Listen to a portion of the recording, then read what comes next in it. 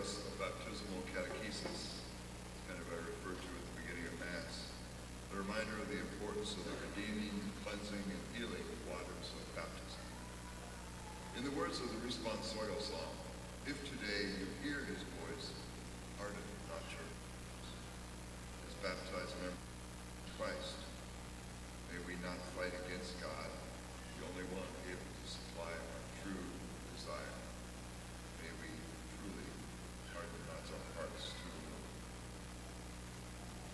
Also, as I mentioned at the beginning, today we are celebrating Commitment Weekend for our Journey of Faith Continues program, Stewardship Renewal for this year.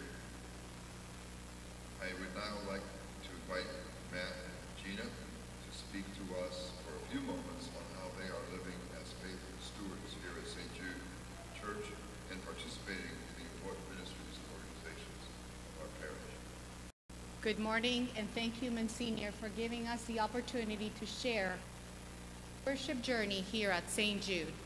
My name is Gina LaFontaine, and this is my husband, Matt, and we've been married for 15 years, and together we have 6 children. We don't really consider ourselves qualified to talk to you about stewardship. We are probably like many of you, the full 10%. We're not involved in enough parish activities and don't spend nearly enough time in the Adoration Chapel. When the bishop's appeal thermometer goes up on the wall over there, we just think that there's a few wealthy people somewhere in the parish that will take care of it somehow. And our kids have been known to drop the collection basket and spill coins everywhere. Does any of that sound a little like you? So we're just going to share a portion of our journey so far at St. Jude, a true stewardship parish. My own journey at St. Jude started 25 years ago when I was living at Canterbury Green. In one homily, Father Bill talked passionately about how St. Jude was a stewardship parish and why that mattered. That message really resonated with me. Welcome and comfortable at St. Jude from the very beginning. I still do today.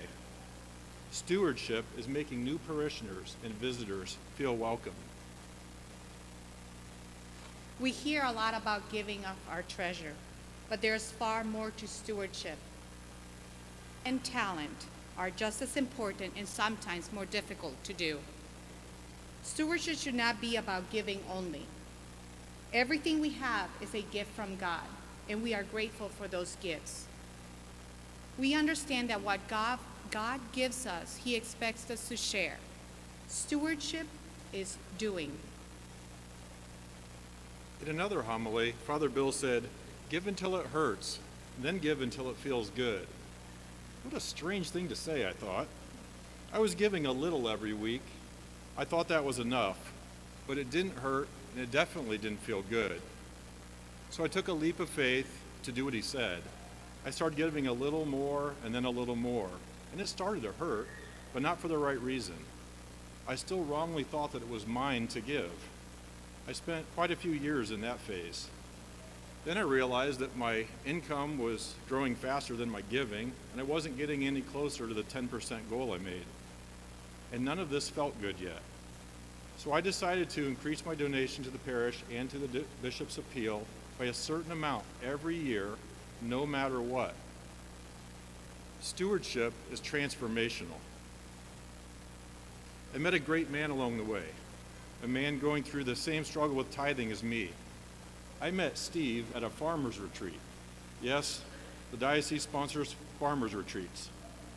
During that weekend, he committed fully to tithing 10% and encouraged me to do more. Also, at Steve's urging, he said, "Why don't we just give a portion of our corn to the parish?" So we do that now. It's very rewarding to look across the field of corn and know that that corn right there belongs to St. Jude. Stewardship can be encouraging others along the way. 20 years ago, I started helping the young adults group at St. Jude with a very high-energy nun from Texas. I was pretty good at organizing events and leading people, so this was fun for me. I met lifelong friends in that group, in the 21-plus group. We're now about 50. I became more involved in the parish through those events. Stewardship can be using whatever talent you have to build the church. About that same time, Father Tom was here at St. Jude. He shared his World Youth Day experiences with a group of us one night. It was a vintage slideshow. That inspired me to go to Toronto in 2002 and see Pope John Paul II. I used that time to discern whether to become a priest or not. I spent a lot of time talking with Jason Freiberger, who was in the seminary at the time.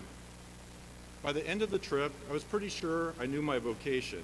The diocese sponsored that trip. Stewardship leads to vocations. When the capital campaign happened a few years ago, it could not have come at a worse time for us. We had been saving to buy a new van and because we had more seats. Matt's job was also very uncertain at the time, and we didn't even know about COVID yet. When the capital campaign home visit volunteers sat on our couch and asked for us to give a certain amount, I about fell off the couch. We didn't have enough faith in the request. Looking back now, we should have had. It would have been just fine. Stewardship sometimes can be a little scary. When our family went through the agony of the first of 2 miscarriages, and I didn't know how to think or what to do, I called the parish and asked to speak with a priest. He answered the phone right away, praying with me and reminding how the church values life from conception. He guided us to the Divine Mercy Funeral Home, who provided an infant burial and gravesite service for our family at no cost to us. He suggested we name our babies, which we did, and visit their gravesites often, which we do.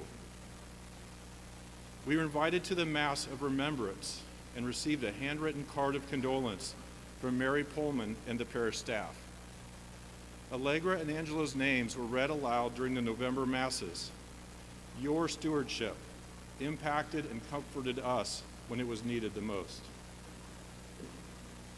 We've received so many gifts from St. Jude: marriage preparation classes, 6 baptisms, 3 First Holy Communions, 4 First Reconciliation, great priests and deacons, the Perpetual Adoration Chapel, an excellent Catholic education for our children from teachers who care.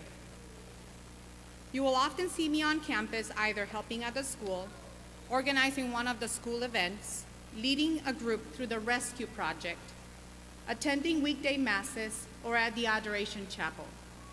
We were also involved in baptism classes for a few years, and we gladly met so many new parents and parishioners. Stewardship invites others to the sacraments. Each of you has a gift to offer, a role to play in our parish community.